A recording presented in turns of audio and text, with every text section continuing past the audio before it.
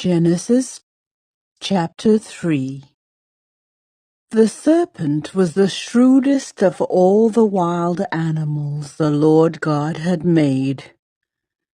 One day he asked the woman, "Did God really say you must not eat the fruit from any of the trees in the garden?" "Of course, we may eat fruit from the trees in the garden," the woman replied. "It's only the fruit from the tree in the middle of the garden that we are not allowed to eat. God said, you must not eat it or even touch it. If you do, you will die." "You won't die," the serpent replied to the woman. "God knows that your eyes will be opened as soon as you eat it, and you will be like God, knowing both good and evil." The woman was convinced. She saw that the tree was beautiful and its fruit looked delicious, and she wanted the wisdom it would give her. So she took some of the fruit and ate it. Then she gave some to her husband, who was with her, and he ate it too. At that moment their eyes were opened, and they suddenly felt shame at their nakedness. So they sewed fig leaves together to cover themselves. When the cool evening breezes were blowing, the man and his wife heard the Lord God walking about in the garden. So they hid from the Lord God among the trees. Then the Lord God called to the man, "Where are you?" He replied, "I heard you walking in the garden, so I hid. I was afraid because I was naked." "Who told you that you were naked?" the Lord God asked. "Have you eaten from the tree whose fruit I commanded you not to eat?" The man replied, "It was the woman you gave me who gave me the fruit, and I ate it."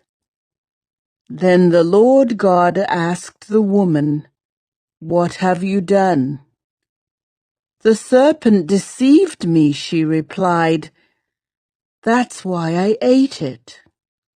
Then the Lord God said to the serpent, "Because you have done this, you are cursed more than all animals, domestic and wild. You will crawl on your belly, groveling in the dust as long as you live. And I will cause hostility between you and the woman, and between your offspring and her offspring. He will strike your head, and you will strike his heel." Then he said to the woman, "I will sharpen the pain of your pregnancy, and in pain you will give birth. And you will desire to control your husband, but he will rule over you." And to the man he said, "Since you listened to your wife and ate from the tree whose fruit I commanded you not to eat, the ground is cursed because of you. All your life you will struggle to scratch a living from it. It will grow thorns and thistles for you, though you will eat of its grains. By the sweat of your brow will you have food to eat until you return to the ground from which you were made. For you were made from dust, and to dust you will return." Then the man, Adam, named his wife Eve, because she would be the mother of all who lived. And the Lord God made clothing from animal skins for Adam and his wife. Then the Lord God said, "Look, the human beings have become like us, knowing both good and evil. What if they reach out take fruit from the tree of life and eat it. Then they will live forever."